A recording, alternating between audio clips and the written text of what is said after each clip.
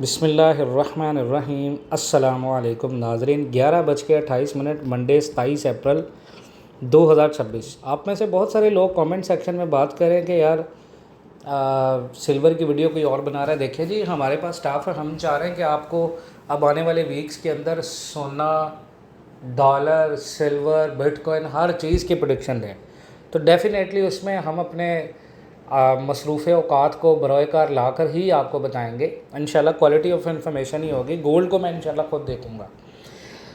अभी इस वक्त जो न्यूज़ आ रही है, बहुत सारे लोग मुझे मैसेजेस भी करें कि भाई गोल्ड जो है वो 4,96,000 के ऊपर पीस है, 4,91,90,000 के ऊपर पठूर है, क्या हमें भेज देना चाहिए। मार्केट से प्रडिक्शन आ रही है कि गोल्ड पर औंस में 3,800 पे चला जाएगा। पाकिस्तान में सोना 3 लाख 4 लाख पे आ जाएगा। तो मैं उन तमाम तर सवालों के जवाब में सिर्फ एक चीज़ कहूँगा कि सोना बेचना बहुत बड़ी बेवकूफ़ी है। 6 लाख रुपए से कम बेचना बेवकूफ़ी है। इस वक्त जो ट्रेंड चल रहा है ना, ये ट्रेंड बेसिकली इसी वजह से र्यूमर्स फैलाया जा रहा है। जैसे स्टॉक मार्केट में र्यूमर्स होते हैं, वहाँ पर किसी भी शेयर्स को, डिबेंचर्स को गिराने के लिए इसी तरह के र्यूमर्स फैलाए जाते हैं। अभी इस वक्त रिपोर्ट्स आ रही हैं। अभी वेडनेसडे को फेड की एक बहुत बड़ी मीटिंग है, उसमें सारी चीज़ें खुलेंगी।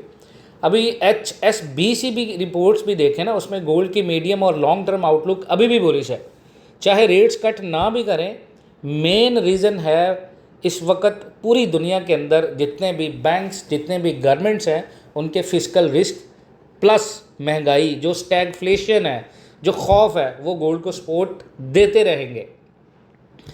अब दुनिया के जो बड़े बड़े जैसे HSBC, UBS, JP मॉर्गन, उसके बाद ब्लूमबर्ग, मैंने आपको सारी रिपोर्ट्स के हवाले दिए। उन सब के जितने भी स्ट्रेटजिस्ट हैं, जो उनके आलमी तज्जिया कार हैं, वो भी ये कह रहे हैं कि 2026 के स्टार्ट में गोल्ड काफ़ी ज़्यादा तेज़ रहा है। जनवरी में गोल्ड 5415 से गिरा, मार्च में 4400 तक आया। जब ईरान का टेंशन शुरू हुआ उस वक्त US डॉलर स्ट्रॉन्ग था, ठीक है, और इन्वेस्टर ने लिक्विडिटी के लिए गोल्ड सेल किया। इसीलिए गोल्ड ने थोड़ा सा टिपिकल सेफ हेवन जैसा बिहेव नहीं किया। लेकिन अब क्योंकि जब सीज़ फायर आया है, गोल्ड ने जल्दी रिकवरी भी दिखाई है। इसका मतलब है कि मार्केट स्टेबल होते ही गोल्ड फिर से ऊपर जाएगा और जा सकता है, ठीक है। इवन अगर फेड रेट कट्स नहीं भी करता ना, 2026 और 27 तक होल्ड करता है, फिर भी गोल्ड को सपोर्ट मिलता रहेगा। उसकी रीज़न क्या है? पूरी दुनिया के अंदर महंगाई का रिस्क प्लस स्लो ग्रोथ हर मुल्क की, और हाई इन्फ्लेशन और वीक ग्रोथ का कॉम्बो जो होता है ना, वो इन्वेस्टर्स को गोल्ड की तरफ पुश करता है। US और दूसरे कंट्रीज़ का जो डेट है वो रैपिडली बढ़ रहा है। IMF के मुताबिक जो US का डेट है ना, वो 100% GDP के करीब है। इस वजह से लोग हार्ड एसेट्स जैसे गोल्ड है वो प्रेफर करते हैं, क्योंकि फाइनेंशियल सिस्टम पर ट्रस्ट कम हो रहा है। सेंट्रल बैंक्स पागल है जो रिसेंट मंथ्स में अगर उनकी डिमांड थोड़ी सी स्लो हुई थी, लेकिन अभी ये एक्सपेक्ट किया जा रहा है कि साल के आखिरी हाफ में फिर से उनकी जो सेंट्रल बैंक्स की डिमांड है वो आगे से ज़्यादा होगी। ऑयल और गोल्ड का रिलेशन देखें, ऑयल और गोल्ड का रिलेशन अब स्टेबल नहीं है। कभी दोनों साथ मूव कर रहे हैं, कभी ऑपोजिट। इसका मतलब सिंपल है, ऑयल बढ़ रहा है, इसका मतलब है गोल्ड ऑलवेज बढ़ेगा। सप्लाई और डिमांड का सीन भी समझ लें। हाई प्राइसेस की वजह से ज्वेलरी डिमांड कम हो गई है, लेकिन इंस्टीट्यूशनल डिमांड, जो बड़े इन्वेस्टर्स हैं, वो स्टेबल हैं। माइनिंग और रिसाइकलिंग सप्लाई भी बढ़ रही है, जो रिलाइज को स्लो कर सकती है, मगर डिमांड स्ट्रॉन्ग है। इस वक्त याद रखें, शॉर्ट टर्म गोल्ड का रिएक्शन थोड़ा सा नीचे की तरफ है, लेकिन एक चीज़ आपने ध्यान में रखनी है, जो सबसे ज़्यादा, जो आपको कोई बहुत कम लोग बताएंगे। मैं आपको सिंपल चीज़ बताता हूँ। अमेरिका पर इस वक्त $36 ट्रिलियन का कर्ज है, और चाइना पर $15 ट्रिलियन है, जापान पर $10 ट्रिलियन है, जर्मनी पर $3 ट्रिलियन है, इंग्लैंड पर $3 ट्रिलियन है, फ्रांस पर $3.5 ट्रिलियन है। यानी ज़मीन पर तकरीबन हर बड़ी रियासत जो है वो आप देखें तो वो कर्ज़ में डूबी हुई है। आलमी कर्जा ओवरऑल तौर पर $317 ट्रिलियन कर्ज़ पे है, और ये रकम पूरी दुनिया की अगर आप GDP देखें तो उसका तकरीबन 330% के बराबर है। अब दुनिया में जितनी भी पूरी सालाना पैदावार हो रही है, प्रोडक्शन हो रही है, वो कुल कर्ज़ के बराबर नहीं बन रही। अगर पूरी दुनिया 3 साल तक भी कुछ कुछ भी खर्च ना करे तो तब जाकर ये कर्ज अदा हो सकता है। लेकिन सवाल तो वही आ गया ना कि जो कोई नहीं पूछता, अगर सब मकरूज़ हैं तो कर्ज देने वाला कौन है, तरक्की कौन कर रहा है, फिर क्यों गोल्ड सेल हो रहा है? क्या पूरी दुनिया के अंदर लोगों के पास बहुत ज़्यादा ऐसे एसेट्स हैं जो लोग ब्रोकर लाकर गोल्ड को सेल कर रहे हैं? ऐसा बिल्कुल नहीं है। दुनिया पर 317 ट्रिलियन डॉलर की असासी किसके पास है? जब दुनिया के पास 317 ट्रिलियन डॉलर की जिम्मेदारियाँ हैं तो वो असासे किसने रखे हुए हैं? तो कर्ज़ एक सिफर जमा सिफर का खेल नहीं है। हर कर्ज़ लेने वाले के मुकाबले में कर्ज़ देने वाला होता है।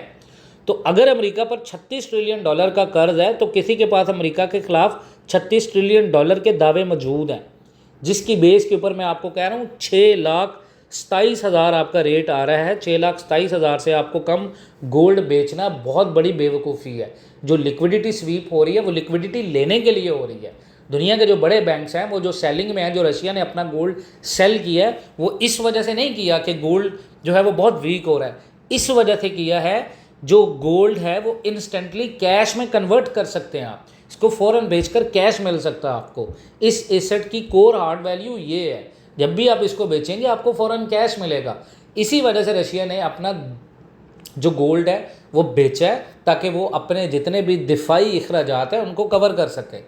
इसी वजह से मैं आपको ये कह रहा हूँ कि ये जो एसेट है टर्की, रशिया, ये डेवलप कंट्रीज़ नहीं है, डेवलपिंग कंट्रीज़ में आते हैं, लेस डेवलप कंट्रीज़ हैं। आपने ये देखा कि अभी तक किसी भी यूएस की कंपनी ने, यूएस के बैंक ने गोल्ड सेल किया हो?